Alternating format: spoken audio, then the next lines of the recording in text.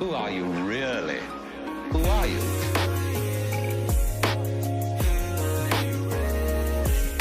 Who are you?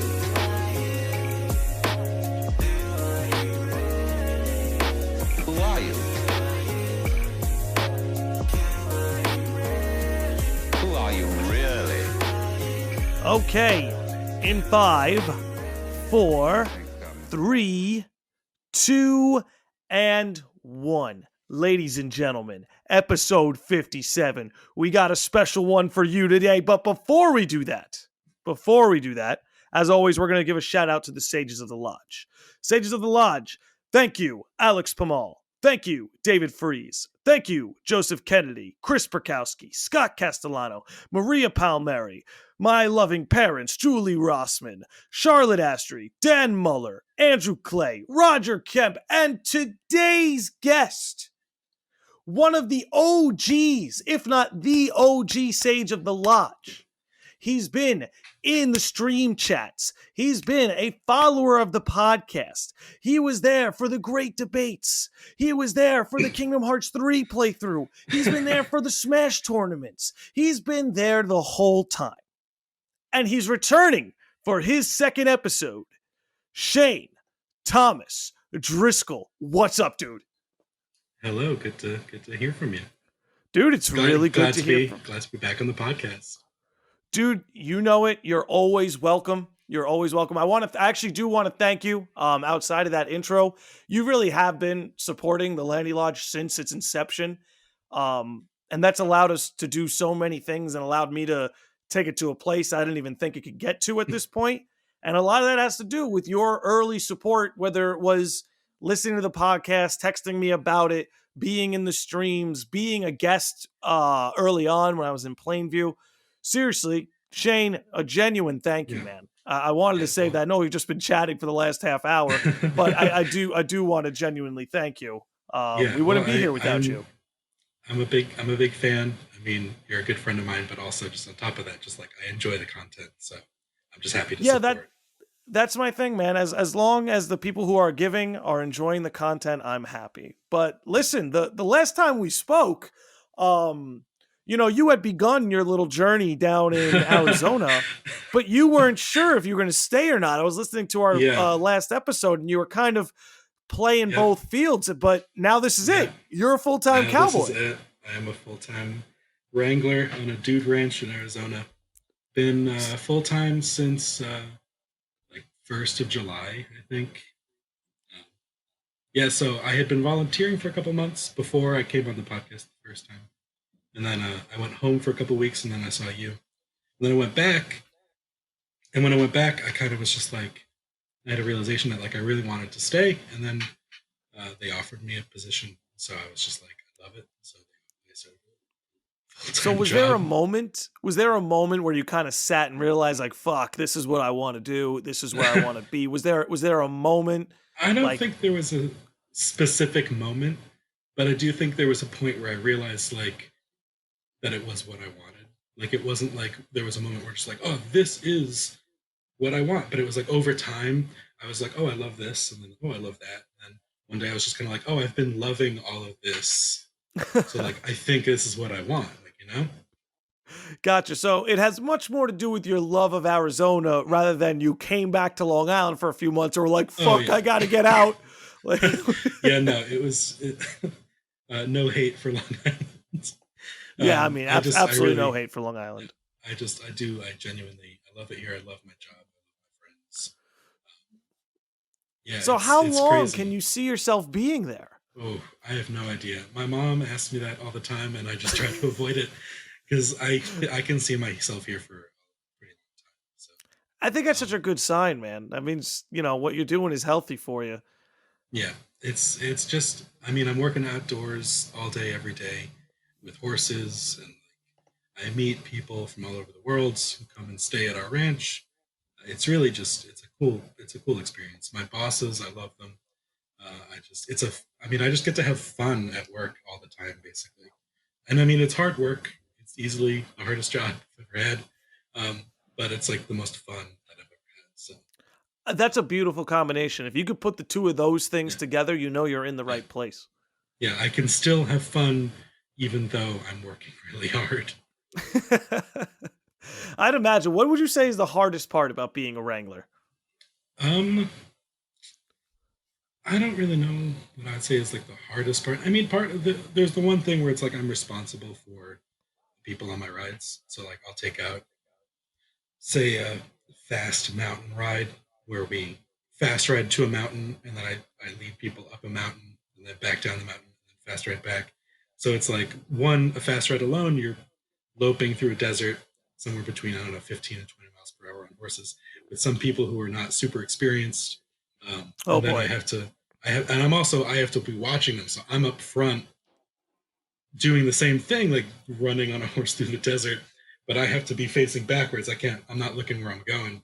Um, so I'm watching my ride behind me. And then like like a mountain ride, it's just like, I don't know. It seems scary. I mean, the horses do it all the time. They're very good at it, but it's just like, it's rocky. You're going up. Is one of our rides, you're like 15 feet from a cliff. Like, Oh Jesus. um, So you're so it's basically not, you're like a high intensity babysitter for people who don't know what I they're doing. I would say, yeah, that's a pretty good way to describe it. It's really not like, I mean, because again, the horses do most of the work in like that regard. Like the horses are taking care of the person that's on them, and our horses are Hmm. very well behaved. They're very well trained, um, but there's still just that level of just like, oh, I hope everyone's behaving. Sometimes you'll get like kids who are like swinging jackets around and stuff. It's Oh just like, boy. oh, please They're stop. yeehawing. Do you cringe at Oh, the child's yeehaw from like from sometimes Boston? Like, it's a little, but at the same time, I get it. Like it's fun. Uh, it's an experience. yeah. It's a world so for a lot of people I assume who visit that ranch, it's a world so outside of their own. Oh yeah. Definitely. It's very like the hee haws. It's very like I totally understand. You're on a horse in the Arizona desert, cactus all around you, and you just start like loping through the desert. Who doesn't want to yell yeehaw? I mean, Did you yell yeehaw the first time you were at that ranch? no, I didn't. I You were don't never think in the yeehaw club. I'm not a big yeehawer. I don't think I have a very good yeehaw. So, Do you have like a battle cry with the horses? Like, um, is there a phrase or even a yeah? no, no. I mean, I mostly just make like clicking sounds and stuff. Um, Gotcha. although You I speak do, their language. I drive our hay wagon, so I drive like a team of horses that pull a wagon. Oh, Um, cool. and my team is Yogi and Rawhide, and to get them to start, I don't have to do anything. All I have to do is just say, "Yogi, Rawhide, get up!" And they start walking. Amazing. So that's pretty cool. I love doing. You know, there was something you said earlier that kind of has been jogging my brain since you said it. How the horses take care of the people Oh, that are on their back. Is there any other domesticated animal that we can say that about that takes care of the human? You I know, mean, you could dogs say and cats can dogs. do it to an extent, but like what you're saying, if you think about our relationship with the horse, it's like, no, I guess because dogs pulled sled, so they took the burden off of Yeah. humans.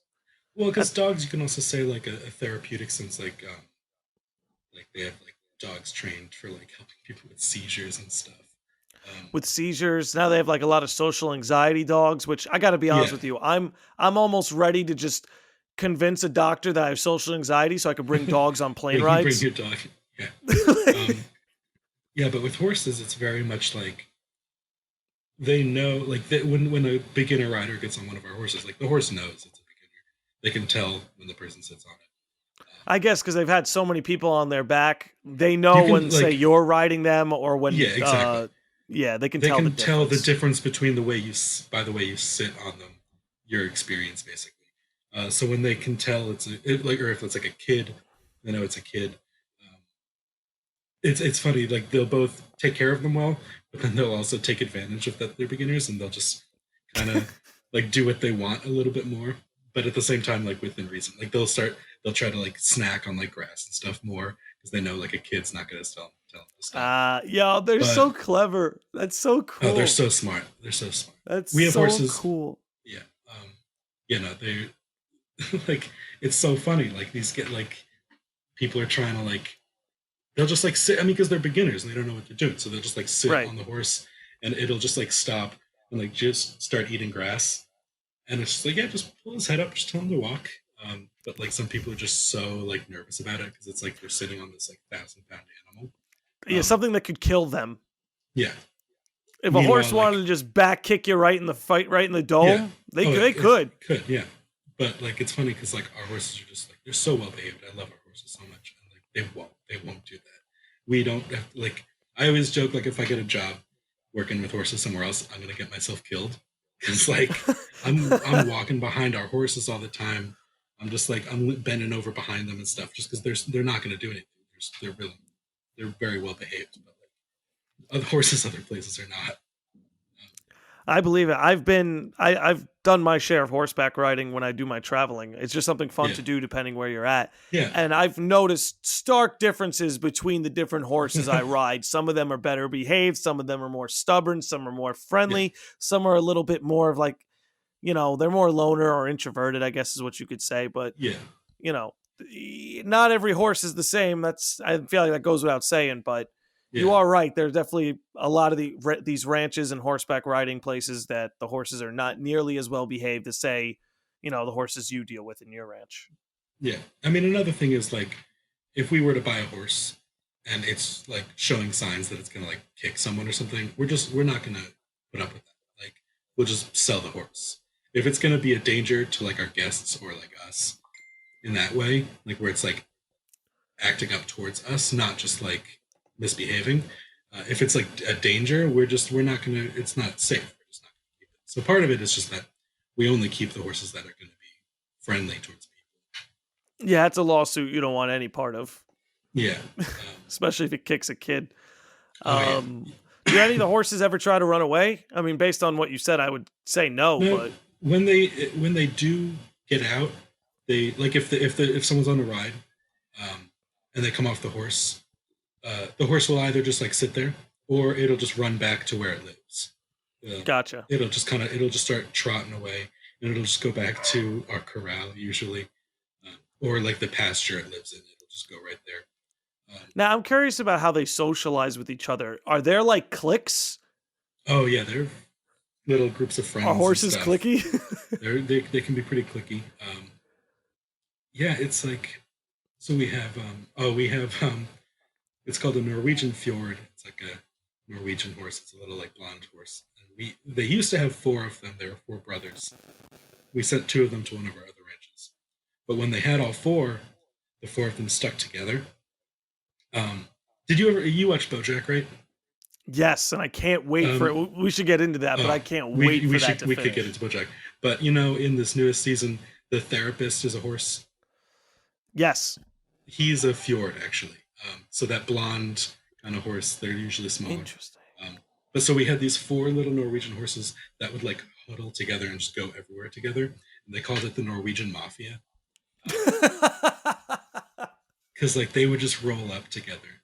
And still, well, they could probably sense that they come from a similar place, I guess, right? Yeah, There's something familiar about them that they band together like that. Probably, yeah. But like we have horse friends. So like if we get a new horse, usually we'll try and wait till we can like pair them with someone before putting them out in the pasture. So that way they'll have like a friend when they go out. Mm-hmm. So like sometimes they just become friends just because they're both new, or you just one day you notice like, oh, these horses have been hanging out together. I guess they're just buddying up. Yeah, we have one horse. His name is Huckleberry, and he was like in love with this other horse we had, Domino, and so for years they were like inseparable, like in an annoying way for us. Like, you would try and like bring one. That does sound cute though. But then we moved Domino to a different pasture. And then we got a new horse, Vegas, who looked a little similar to Domino. And Huckleberry started hanging out with him. Huckleberry's tight, I see. Yeah, he definitely has a type. And so we had him and Vegas became super close. And then a couple of weeks ago, we put Domino back in the main herd with Huckleberry and Vegas. And Huckleberry's mind like exploded that first day. He didn't know what to do. he ended up seeming. It seems like he's sticking with Vegas. So Mm, I guess things didn't work out. Vegas I mean, never left Domino. him. Yeah, exactly. Well, Domino was probably also just thinking like, "Hey, man, I left and you just replaced me. Like, what's up with that?" So, um, Could write a but great yeah, horse drama about this. yeah, But speaking of horse drama, I want to talk about Bojack. So you're obviously a Bojack dude, Horseman fan, BoJack. I love BoJack Horseman. and we're coming to an end here. Yeah, Spoiler alert: if you haven't seen the first half of the new season, because we're not going to hold anything back. I want to talk about this show up to date. What's going to happen, dude? What's I going to don't know. happen? Time's up, Bojack. I'm trying to think where we left off. I watched it when it first came. What was it? Back in September is when it Back aired. in September. So I think I could recap you pretty well. He's starting to Yeah, like make amends with who he is. Like he's not dyeing his hair anymore. He's kind of yeah, embracing the fact he's an yeah, older yeah, horse. yeah, yeah. Leaving Hollywood behind him. He's becoming an acting professor. But at the same time, all the sins of his past are coming to light. Like people are Yeah. starting to connect Sarah Lynn's death to him. Yeah. People are starting to connect what he did to Charlotte's daughter. So that whole thing's going on right now. Basically, the worst of Yeah. what he's done is going to come to the public eye, even Yeah. though he himself has found inner peace. Yeah, yeah, okay. Dude, I have no idea where this is going. I mean, with BoJack, it can be a happy ending, or it could just be a miserable, sad ending.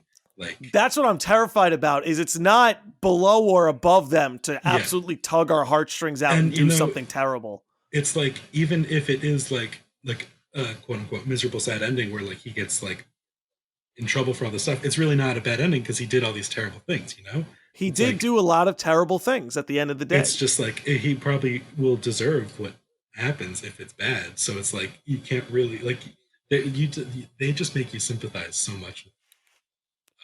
With all of them, dude. And that's the thing. I feel like Yeah, some of them are finding their footing and others are losing it. Like that's what makes this so hard, right? Is like the 2 seasons before this, I was finding it kind of hard to root for Bojack, yeah, you know, yeah, because he was just fucking up left and right like an idiot. But yeah, these 8 episodes of the new season, yeah. they I made me loved. love him. Yeah, I want to see him redeem himself. I want to see him find his new place in the world, leave Hollywood behind him. You know, but now we have Mr. Peanut Butter, who he might be losing his footing. Diane doesn't seem to have a real grip of what she's trying to do, but yeah, Princess Carolyn is bringing it all together. yeah. Who, you know what, of all the people on that show that I want to have a happy ending, I really think it's Princess Carolyn. Princess Carolyn. Yeah, She it's tries hard. so hard. She tries so hard. She does. Princess Carolyn is like a good person in that show. She's one of the few. I mean, she's selfish too. You know, she's a cat, right? Well, yeah. So she's, I mean, yeah. Nobody's perfect, but she definitely deserves to be happy. what do you think of Todd? Oh, I love Todd. That's like Todd's my one of my favorite. favorites. Todd's one of I my think favorites. but I like how they brought his whole thing full circle because we went this whole show and we almost never asked why is why is Todd homeless? Where are his parents? And now Yeah, we're finally starting to get those answers. yeah, yeah. I love what they've done with Todd over the years. Like he started out as just like this goofy, kind of like comic relief almost, but they added so much depth to him that I really appreciated, and all at the same time still kept him as the same goofy, lighthearted person.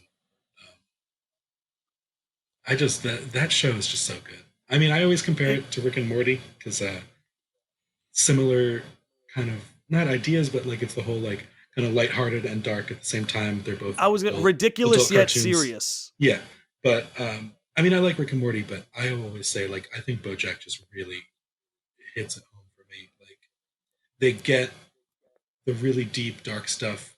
They do that really well, and then the puns and just the super lighthearted, like they're all animals and it's really goofy, um, and like character development. I think they do really well. It's a really fantastic show. If anybody watching has not seen it, you should totally watch it. Yeah, full on recommendation, Bojack Horseman. I mean, it's something. There's something crazy about it, right? It's like Yeah, it's so goofy and silly. yeah, We have a Bob Saget horse hybrid walking around. Fucking there's animal puns everywhere you look. Like even beyond the dialogue, if you look in the background, you know there are just animal puns everywhere. It's so yeah, completely silly and ridiculous. Yet it tugs on the darkest depths of your heartstrings. Yeah. I almost feel like it's something like Bill Burr said, that like cartoons give you such a freedom to explore like tragedy, because Yeah. if it's a cartoon, you're not, people can take it easier. It's like if Bojack Yeah. Horseman was about, I mean, it technically is about a real dude, I guess, but like Well, if sort you of, could yeah. picture Bojack Horseman in a template where it was all regular people, it'd probably be too depressing for people to watch.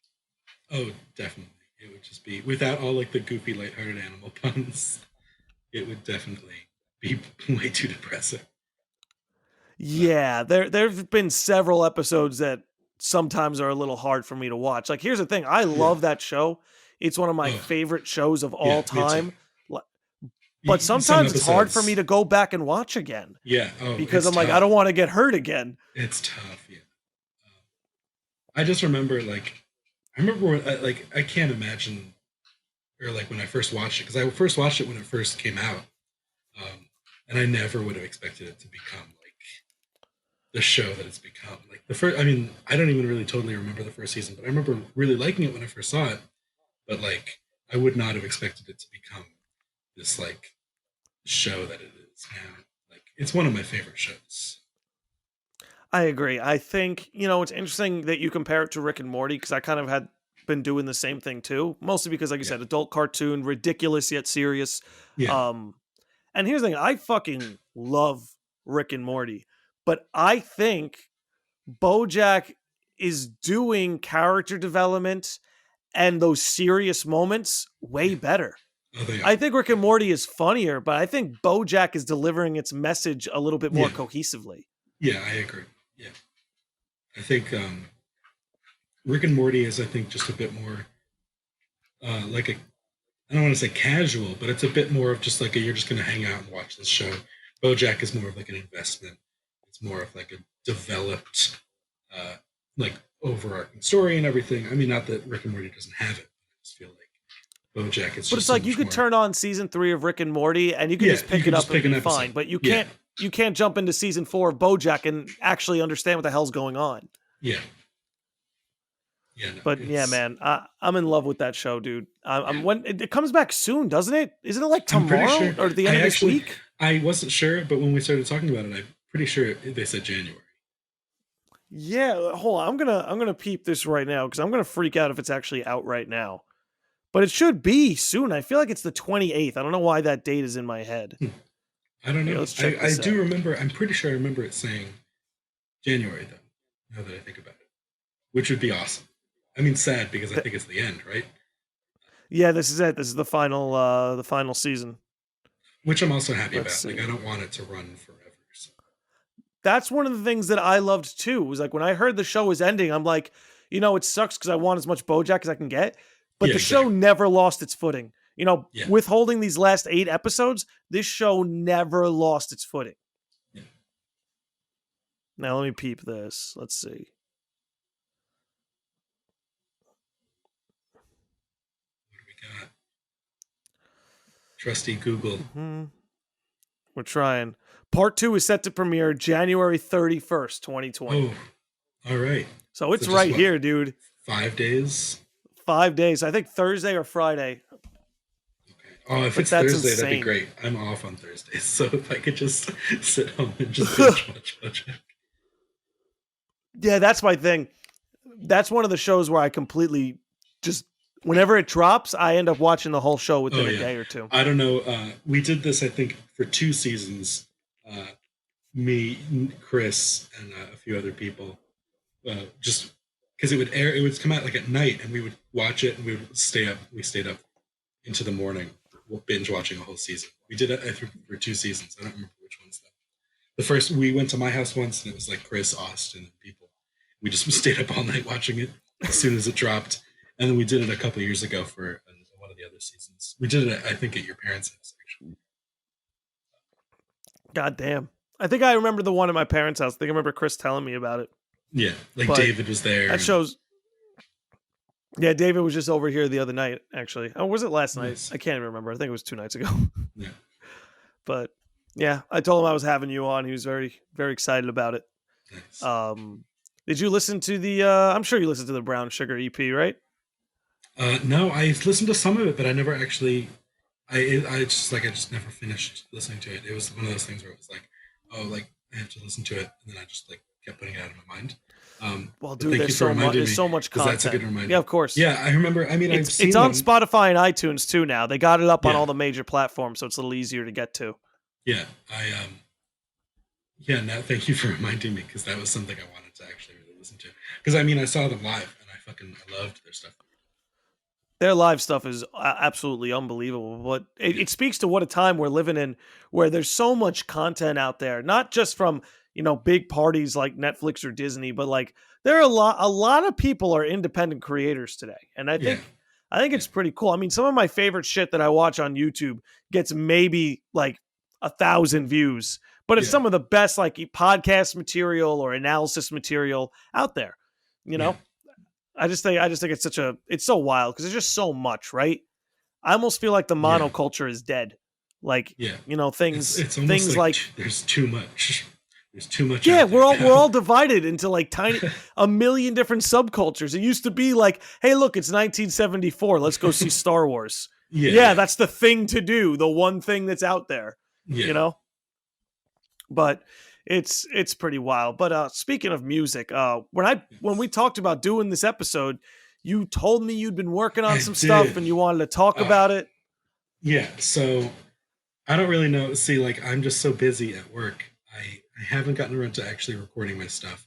But yeah, I've been writing some stuff. I mean, over the years, like years and years, I've been writing stuff. But Yeah. I'm trying. I see. I just bought all this recording equipment, um, and so I'm gonna try and like really get my stuff together and actually like finally put out some music that my mom has been asking me to release for like 6 years. Um, but yeah, so yeah, I mean, I've been writing music for I don't know, a very long time, but As and long as I mean, I've known you. yeah, and I mean, I play stuff live, but I just never recorded stuff. I always hated trying to record myself. Um, I hate listening to it, and like I mess up so much more when I'm recording, so it always takes forever. So I'm always putting it off, but I'm really trying finally to like buckle down and like actually get stuff out there. And I'm gonna try my best to not get in my head about it and just be like, it doesn't have to be perfect. I just want to get stuff out there. Have you been playing shows out there in Arizona? No, Have you been playing anything I like that? occasionally, I sometimes will go play here at the ranch just for guests. I mean, once they find out that I sing, they're just like, "Oh, you have to come play for Oh, you us." have to come play for yeah. That's cool, man. You add to their Yeah, experience. yeah. So I do that. It's been a little while since I've done it. There was a period where, like, literally, like every week, I would go up, like every like Saturday night, I'd go up and play. Um, but it's been a little. It's been like a minute now. But I mean, I still play on my own. I actually just picked up a new cheap electric guitar. Um, Can we see it? yeah, it's a Squire. It's nothing crazy. Hey, Squire is a classic, bro. Oh, I know. I mean, nothing against Squires. I love Squires. Don't expect the nicest thing in the world. Oh man, she's a beaut though. Oh no, yeah, I love this. All right, so for those listening, we're looking at a red and white Fender Squire, courtesy of Shane Driscoll. Yeah, and That's it's great, dude. It's well Telecaster. kept too. Yeah, yeah. It was it's like $200. So like Beautiful. nice Telecaster. I prefer Tellies. I love Strats, but I love a nice Telly. I used Yeah, to I be. feel like I everyone, but used. I feel like everyone should play a Strat at least once because it does Oh well, feel yeah, very different from other yeah, guitars. yeah, yeah. I mean, I used to be a big Strat person. When I first started playing, I played in what was essentially a Red Hot Chili Peppers cover band. Um, and Brandon Tejo, the guitar player, played a Strat. I love Strats. I think the first guitar I got was a Squire Strat. But then at some point, when I was in Wait For It, if you remember Wait For It, um, the Christine played a Telecaster, and I think Landon had one, or Stevie. I think they all actually might have had Telecasters. Um, and I just really started to like the sound of a Tele, and so I started playing one myself.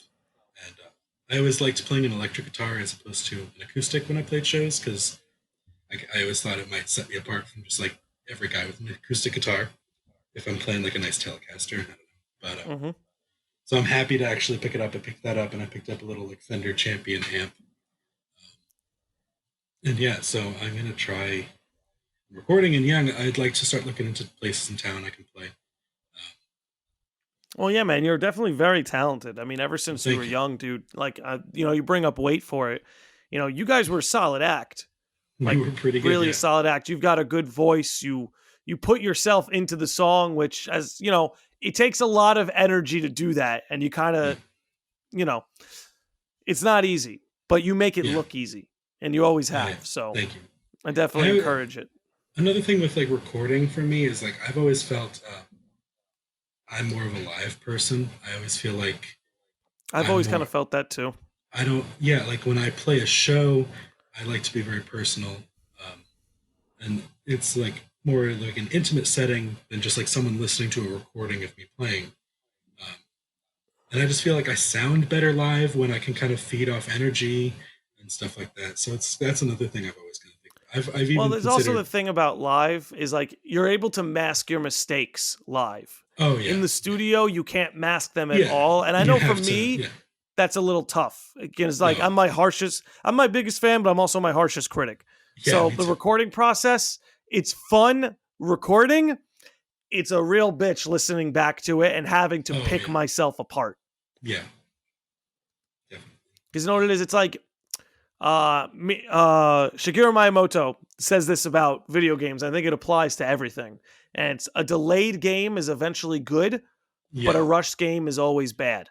yeah, I kind of feel that's the same thing with music. That's the same thing with any kind of art or any production you're trying to put together. Is like, hey, delaying things or taking a long time to do something. Yeah, that might suck, but eventually it's going to come out the way you want it, and that's more important than rushing it out and then being dissatisfied with it for the rest of your life. yeah, yeah. No, I agree definitely. I think I think I might not even do an album. I might just try and just record something, get a song out there, maybe another time record a song, get it out there, just so that I don't have to wait till I have a whole finished product. I can just start like letting stuff go as they come. Uh, so that might be my plan. We'll Yeah, see. wouldn't be a bad idea. What do you think about the Chili Peppers getting Frusciante Oh back? my gosh. Oh my gosh, Nick, you have no idea. Nick, you have no idea. Ask David. Ask David. Years ago, I said to David, like, me and him were talking about it, and I was like, "Oh, he'll be back in like 3 years or something." Um, and we would joke about that all the time. We would have like a countdown going. Um, oh my God, when I saw that he was joining the band again, the first person I thought of was David. I don't know if I texted him or if we were talking in like a group chat or something, but we were just like, "Oh my fucking God, it finally happened!" Because I knew it Well, was I going to was in the happen. I never lost when I hope. was with him the other night, he couldn't help but talk about it. He gave me the whole canon of Oh how yeah, Flea, Chad Smith, and Kiedis invited Klinghoffer over to Flea's house, and they were just like straight up like, "Hey, we're putting Frusciante back in, and that's just kind of what we're doing with this." And to yeah, Klinghoffer's credit, he did say, "Hey, it's Frusciante's band at the end of the day." yeah. Oh, I And it's mean, like I know him and Frusciante yeah, have had troubles lately, but it was pretty bold and noble of them to say like, "Hey, at the end of the day, I'm not upset because this was Frusciante's yeah. band from the beginning." Um, no, no hate towards Josh Klinghoffer. I mean, I wasn't the biggest fan of their music when he was a guitar player, but as a guitar player, I think he's a talented person. But I am very happy to have John back because Frusciante is just an idol. I mean, he's Well, amazing. he helped make that band from the very He beginning. Him and definitely Flea. his his stuff is my favorite. Right after stuff. Blood Sugar Sex Magic is like one of my favorite albums of all time. I agree. Blood Sugar Sex Magic all the way, man. Though I got a soft spot for Stadium Arcadium just because Oh well, yeah. they I gave mean, you so they gave much, you so dude. much. Yeah, yeah. I just like I for me, Blood Sugar. It's just the perfect combination of like it's not overproduced like some of their later stuff. It's not super gritty like their early stuff. It's like right in the middle. It's funky. It rocks. It's the perfect Chili's album in my opinion. And it's just song after Uh, song of Blood Sugar. It's just so great. yeah, That's an it's all album. hits, dude. Yeah, I listen to that album like front to back. Like I don't shuffle. I don't. I just listen straight through. They go one song goes into the next. It's so fantastic. And I'm looking forward to. They said they're going to start recording, I think. I hope so. So I mean, look, it's no disrespect to Klinghoffer, but it's like he's a great. I mean, you were singing his praises earlier. He's a really great guitarist, but he's not the Chili Peppers. he's not for the Chili's. Yeah, no, he would be great in like something more kind of his scene, but his style doesn't fit, in my opinion, well into what my kind of idea of the Red Hot Chili Peppers is. And that's not to say that that's the right idea, but just like their stuff. I'm with you. I mean, I liked I'm with you. The Getaway. That's the one I did like of the two. I can't even remember what the other one is, but I know I did. Or you liked I'm with you. I couldn't stand. I liked I'm with you. Yeah. I'm with you. I thought was okay. The Getaway. My friends. I'm sure David knows. I'm notorious. I can't stand that album. I can't listen to it. I don't know what it is. It's just I just don't like it. And they always tell me like, oh, you just got to listen to it more and it'll grow on you. And I've tried, but I just can't. I don't know. I just don't like it. And look, that's fair, dude. To me, look, I can't even pull a memory out of that album personally. And it's not a shot at the album. It just didn't stick with me because I guess it's not what I come to the Chili Peppers for. Yeah, exactly. It's like it wasn't. And I mean, like you can grow and evolve your sound and stuff, but just I didn't like that evolution.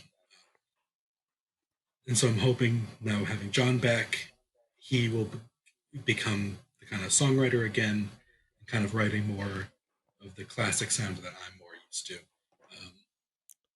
And they can keep some of their newer elements. They can kind of try and keep going in like a new direction. But I think with having a core foundation of John Frusciante's songwriting, I think they'll start releasing some really good music again. Because he's just a fantastic songwriter. I think you're right. And for them, it's going to be such a return to the roots, you know? Yeah. Like, they're going to be able to play the way they used to love playing. And who knows? Like, Frusciante's done a million things since he left. Oh, yeah. Hi, honey. Hi. Do you want to say hi to Shane? Yeah, I just said hi, Shane. Well, he's over. Hello. Wait, where? Yeah, he can hear you. Yeah. Okay. He says hello. Awesome. All right, continue. This is what here. You got it, babe. But yeah, I'm excited for the new album. I mean, it might be 2 or 3 years away for all we know, but Yeah. I don't know. I miss the old Chili's. Yeah, me too. Out of context, I think we're talking about the chain restaurant. Man, Dude, can't wait for them to bring Chili's back, bro. Chili's doesn't do mozzarella sticks anymore, and it's ridiculous. I mean, I don't know what they're doing. What do you mean they don't do mozzarella sticks anymore? It's America. They don't do mozz sticks anymore. And I miss the That's old BS. Chili's. The early Chili's with mozzarella sticks is the best Chili's. If we could ever go back in time, Shane, that's where we're going. We're going to like circa 2002 Chili's mozzarella sticks all around. Please. I still appreciate Chili's. I'll still go to Chili's. I have a gift card I got for Chili's. I'm meaning to use it, but it's just the mozz sticks. It's just not there. What chain restaurant these days doesn't have mozzarella sticks? Really? One that's doomed, Shane. One that's doomed. You're right. Yo, so how's Arizona pizza? Do you even bother? Oh, can we not talk about Arizona pizza? Okay. No, it's fine. It's okay. I love and hate telling this story.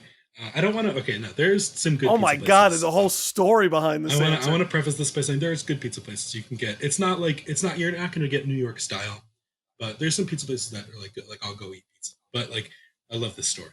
So my buddy was like, "Oh, there's a pizza place that I really like. We should go," because he's like, "I want your opinion as a pizza person." And I was like, "Yeah, okay." So he takes me and a couple friends to this pizza place. It was fine.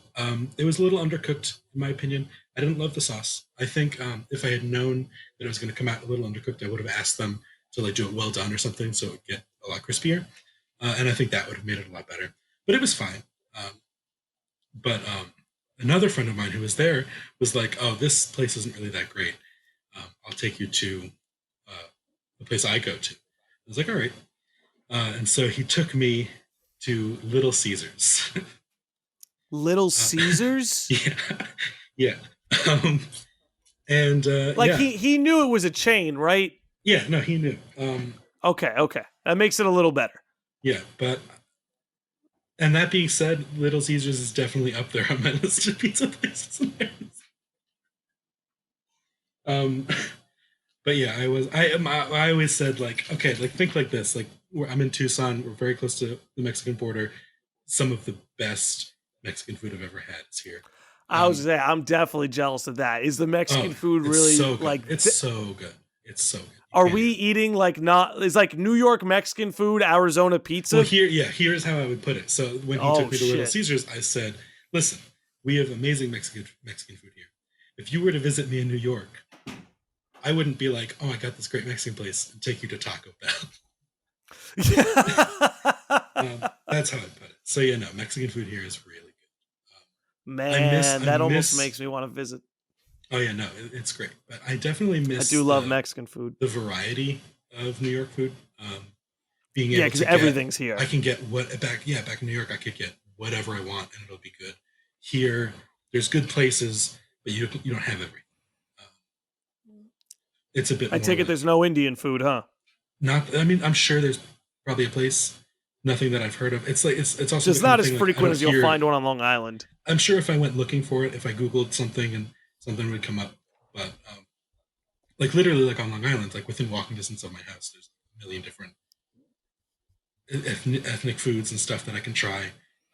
Here, there's not a whole lot. Not to say that the food here isn't good. Tucson actually has some really good food. It's just not the same variety that I was used to back home. So I definitely miss the variety of food back in New York. What, I guess, would Mexican food be your favorite like food from Arizona? I think probably, yeah. I mean, the ranch that I work on has excellent food. We have some really good chefs, and I get to eat it for free.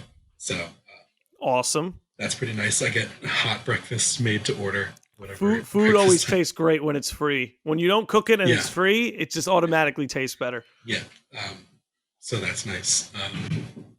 Yeah, I mean, like they're making everything's made pretty much fresh. Like when they do like ribs or steak or anything, they're cooking it on the grill as they're serving it. How much of it is farm to table? Not as much as we would like. I don't think we have too much. We've been. I think they've been talking about maybe. I think I heard someone. I don't know who said it, but someone was saying they were thinking about maybe getting a greenhouse so that they can do a lot more with that. But I mean, we raise our own cattle, but our cattle isn't going to make good steak. They're rodeo cattle, so they work too much. So they don't. It's a bit too, I guess, tense. I don't know. So it makes like ground beef or something. But okay. It wouldn't make a good steak because they work way too much. They're too like lean and muscular. They're not like a good steak a little cow. bit more fatty and lazy. Yeah, something that's like not moving. You want them to move as little as possible, I think, to make like a really good steak. But yeah, so yeah, no. Again, end of the day, Tucson does have very good food. I don't want to hate on Tucson's food. It's just different. Like I grew up in a place that had different options, and so now I'm here. What's the music scene like in general? So, I mean, a lot of country, which has really grown on me. We just saw, I don't know their names. We were just at a country bar last night, and there's this band that was playing. I can't remember their names, but I love them so much. I love their look. They're all, this one guy's wearing like a bedazzled suit. It's like a bunch of like young, they look like my age maybe. And they're playing like country because they're at a country bar. But then they're playing just like classics and stuff. They're playing Tom Petty. They're playing the Beatles. They're playing just like whatever. And it's just so much good energy and stuff. There's a pretty decent live music scene. It's going to be mostly country because that's just where we are. But it is still very good. Well, for one, I enjoy country now. I wasn't a big country fan before I got here, but now kind of living here and being like in the culture a bit more, I would say I'm a country fan. But something that you're able to understand it a little better now. Yeah, I think I definitely understand country a bit more, but also something I didn't expect is dancing. We go dancing all the time. You're a dancer now? I am a dancer. Oh shit! Two-stepping, like couples dancing, and then like line dancing and stuff. We go like at least like we could probably go like 3 nights a week, I would say. Um, it's so much fun. That's crazy, man. It's Good for you. it's so much fun. I can't even. I did not expect to enjoy dancing. My mom found out I danced, and she was like, "What?" All my aunts want to dance with me at the next like wedding or something. Um, and so like, Well, when line is the dancing, next time you'll be back in New York? I'll be in there in March for Gomez's wedding, and then That's right. That's Yeah. right. Yo, shout out to Gomez and shout out to Rachel. Gomez and Rachel. I love you guys. Oh my God. Oh, that's great, dude. That's great. I'm gonna get to see you soon. Yeah. So I mean, I'll only be home for like a long weekend basically. But then my sister's But even actually. still, we're gonna party at the wedding. Oh yeah, definitely. In September, my sister's getting married. Oh, congrats. And yeah, Jesse and Dylan, love you guys. Congrats, Jesse and Dylan. Congrats, Jesse and Dylan. I'm gonna try and take off at least like a week, so that I can come home for a little bit for the wedding and like really have some time to see everybody and stuff. But that obviously won't be till September, which for me will fly by because time just goes so quick here. Well, it's like you're saying, you're having more fun than ever, dude, and that kind of makes time get away from you, which is a good thing. You know, we all want time to slow down, but Yeah, at the end of the day, if that time is spent having fun and enjoying yourself, I'll definitely. take up the sped up clock. But I keep telling my sister, and I think I said something to Gomez, that the bands at their weddings better learn at least like one country song for me, so that I can show off my dancing. So you can show off. Oh man. And like, Well, listen, some listen. people- Even if they don't have it at the wedding, Shane, wherever we go, there's a jukebox. We're gonna take care of Yeah. business. Oh, definitely. Yeah. Line dancing is a lot of fun, and I think like I understand the notion, the notion that it looks kind of lame. It's just like, I don't know, it's just a bunch of people line dancing, but like there's some fun line dances, and like when you're at like a country bar in town and a line dance comes on, and just like everyone just like flocks to the dance floor, starts doing this line dance. It's super cool. That's got to be awesome. My favorite thing is when there's a live band and they start playing a line dance song. Something about line dancing to like live music, like it's not like just like a recording the DJ is playing. It's just like this band is playing a line dance that everyone knows. We're all doing this line dance. It's fun. It's cool. I understand it looks a little lame, but it's a lot of fun. And I don't know. I'm pretty good at it. I'd like to think.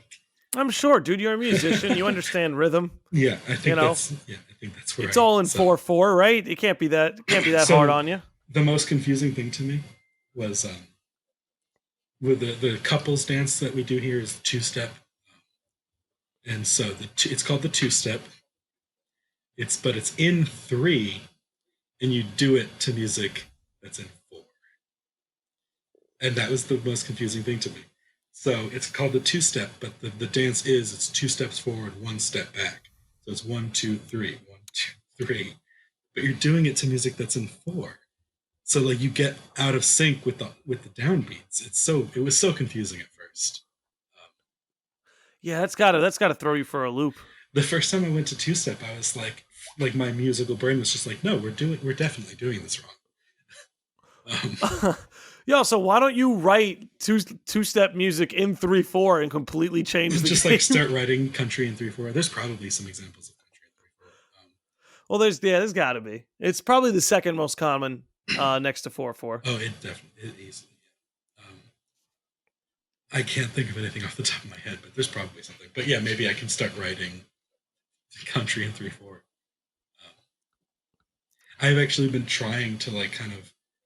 So I have one song that I wrote kind of recently that I wouldn't describe as a country song, but I'm trying to get a little bit more country inspired, I would say. The song in particular, like people have said, like, oh, it sounds like almost like Johnny Cash-esque, which I prefer. Like, I'm not trying to sound like kind of stadium country singing about like John Deere's and cold beers, but like You're not trying to be Keith Urban. You're trying to motherfucking be Yeah. Johnny Cash, the OG. yeah, I'd like, and like I'll listen to like kind of party country, club country, and stuff like that. But like in my writing, because I Country girl, shake it for me, girl. shake yeah, it. oh, I like that song. It's a good song. But yeah, I'm not trying to write that.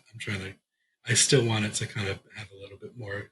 I think the way I write music is a little bit softer, and so like I think that kind of Johnny Cash kind of like older stuff kind of fits into what I'm doing a bit more. So it's like like the song.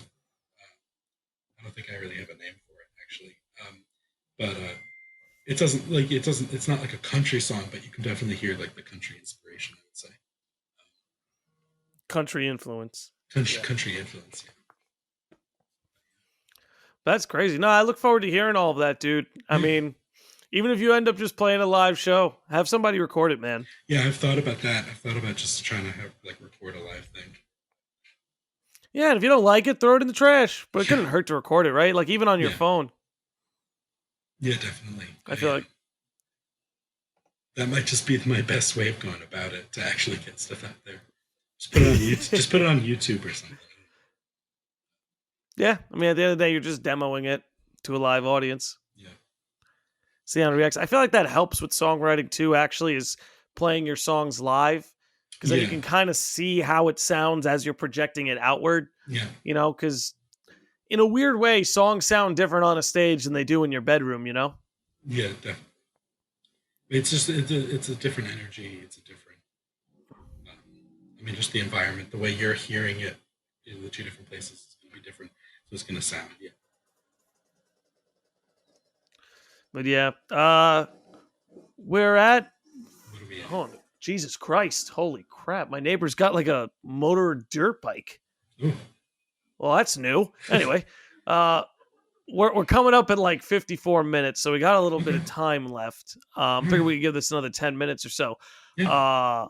I wanna double check whether or not Kobe Bryant's dead or not, because that story broke just as you and I started recording. Yeah.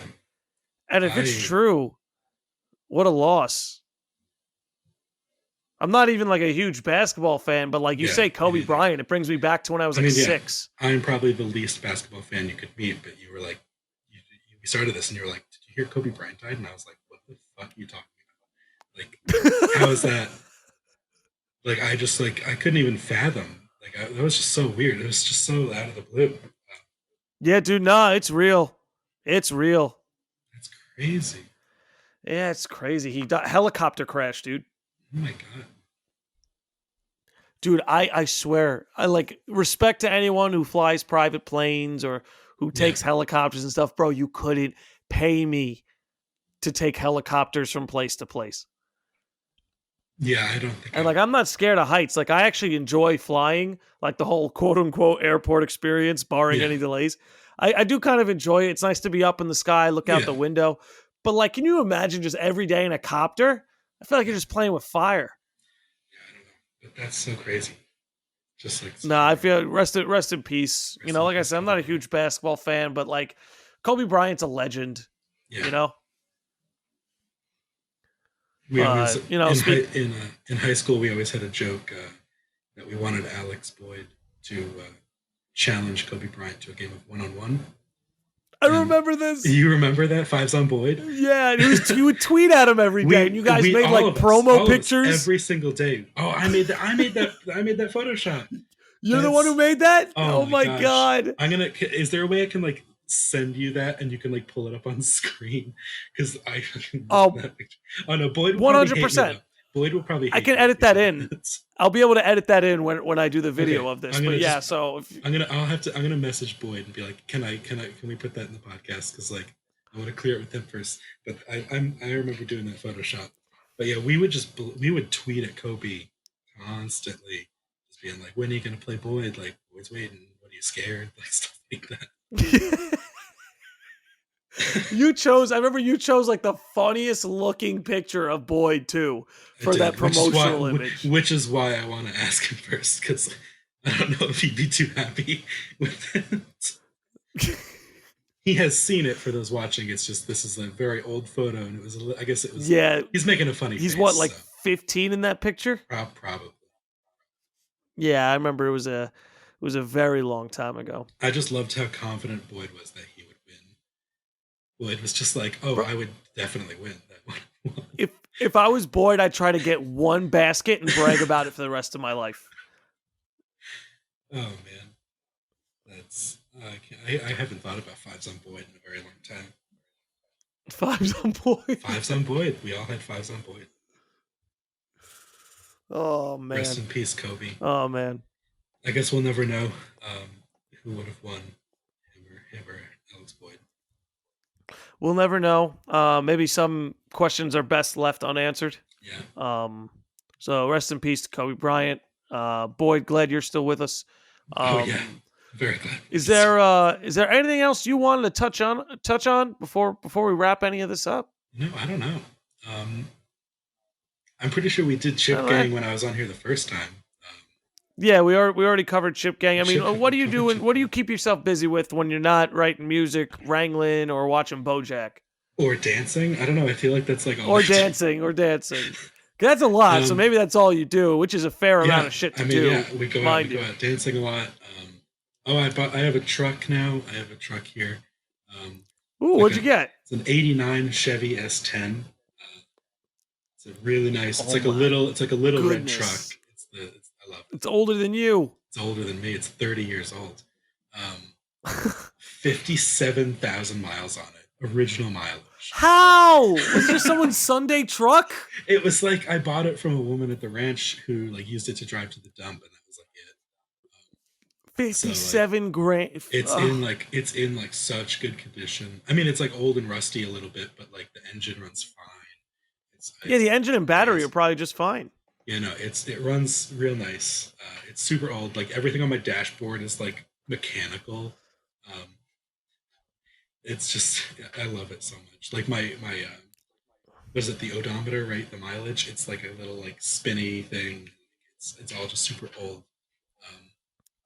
So every time I get in it, something a little different happens. Like sometimes when I open the door, the light won't come on. Or if I'll plug my phone and the light will come on. I have to hold the button to keep the radio on. I mean, it's an old truck, so it's like, but no, I love it. So it's got a few janks. But it has character, and I love it. Never thought I'd have a truck, but no, I do drive a truck. And I think it's justified. I work on a ranch. I might need a truck sometimes, so I'm not just like a guy driving. Yeah, I'm sure with the lifestyle you lead, having a truck really comes in handy. You can't be driving no Honda Civics. Yeah, definitely. I got a dog. I told you about that before we started recording. I have a dog. Yeah, she's adorable. Can you put her on camera for a second? Yeah, let's close this out with her. Come here, Bailey. Bailey, great name. She's just like looking at me like, what do you want? Come here. I know you were sleeping. Oh shit. Look at her. Oh man. This is my dog. It's the cutest thing in the world. She's adorable. Yeah. What kind of dog is that? So she was a rescue, so I don't like totally know. I've been thinking about maybe getting her like they do like DNA tests. But I think she looks like maybe like an Italian Greyhound crossed with like a Chihuahua, maybe. Yeah, because it looks like she's got a big dog face, but she's on a little body. She's got a very lean, like Greyhound kind of build. Yeah, it's literally like a mini Greyhound. Yeah, but she's a little shaky sometimes, which is a thing like Chihuahuas do. And like her face is shaped a little different than like a Greyhound would be, and obviously she's like 6 pounds. Yeah. There you go. Do some curls with her. That's awesome, man. But look, we got to wrap it up. We've gone over an hour here. I want to let you have your piece. Give a nice little 2-minute spiel. Let the people know what you got going on, what's coming up, where to find you, the whole thing, the whole bit. Give it. The floor is yours. You can tell them to fuck off if you want to. You can tell them whatever you want. It's yours. Let me just think real quick. Hello, everybody. I'm sure there's some of my friends from back in New York watching this who haven't heard from me in a while. I'm super busy at work all the time. Sorry, I'm not always good at keeping in touch. But yeah, I'm gonna try and get some music out there pretty soon. I'll be in town in March. The weekend is like March 14th, I think, right? Yeah, it's a Pi Day wedding. Yeah, it's a Pi Day wedding. Pi Day wedding. So I'll be home in March for a few days, and then I'll be home again in September. If you're ever in the Tucson area, you can hit me up. We can go dancing. But yeah, I guess that's pretty much it. Yeah. Alrighty. Well, again, everybody, thank you for tuning in. Another shout out to the Sages of the Lodge, you especially, Shane. Thank you, everybody, for watching. Episode 57 wrapping up. And Shane, dude, thank you so much for doing this. Thank you for having me.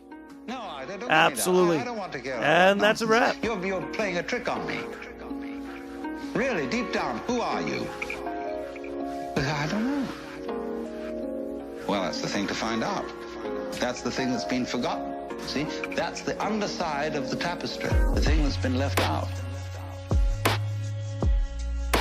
Because what we are carefully taught to ignore is that every one of us, fundamentally, deep inside, is an act of, a function of, a performance of, a manifestation of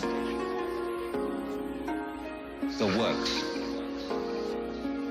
The whole blinking cosmos, with all its galaxies, and forever and ever and ever, whatever it is beyond that. What you might call God in the Western tradition, or Brahman in Hindu philosophy, or Tao in Chinese. Every one of us is really that, but we are pretending we aren't. And we are pretending with tremendous skill and deception. Who are you?